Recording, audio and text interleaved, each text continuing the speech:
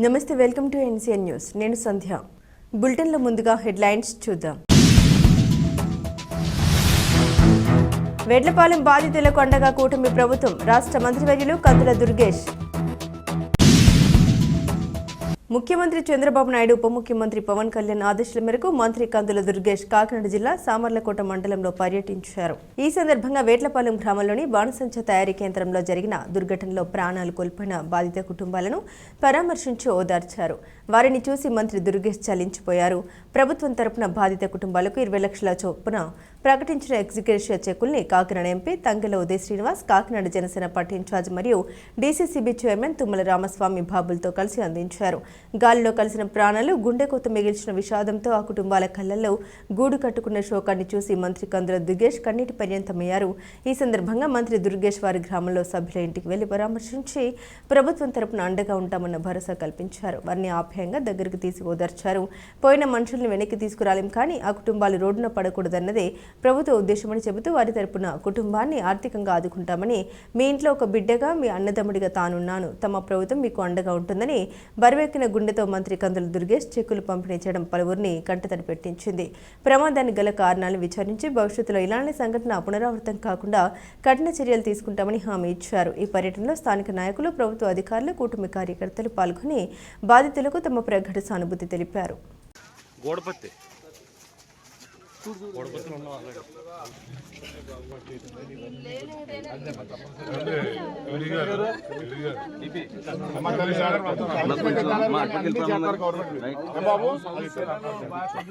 Government అంతా చేసి పెడతామ్మా, మనిషిని అయితే తేలరు కానమ్మా.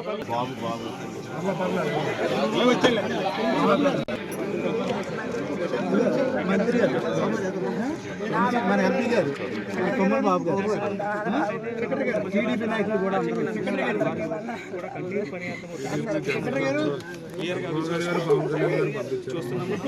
మంత్రి గారు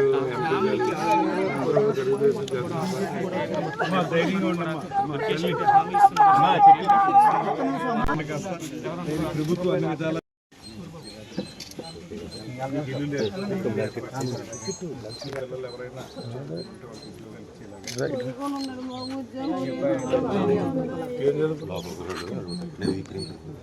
ఈ అంశాలతో కాకుండా మళ్ళీ ప్రధానమంత్రి గారి దగ్గర నుంచి 2 లక్షల రూపాయలు చెప్పి కొంచెం మీరు ధైర్యంగా ఉండాలి. ఇంకా అంటే మేము ఒకటే చేయలేం, పోయిన ప్రాణాలు తీసుకురాలేదమ్మా.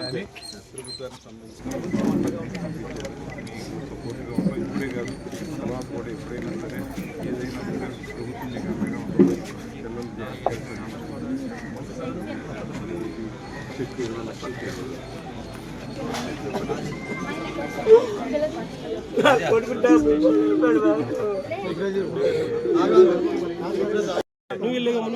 నువ్వు కొంచెం పెట్టేస్తారేంటి.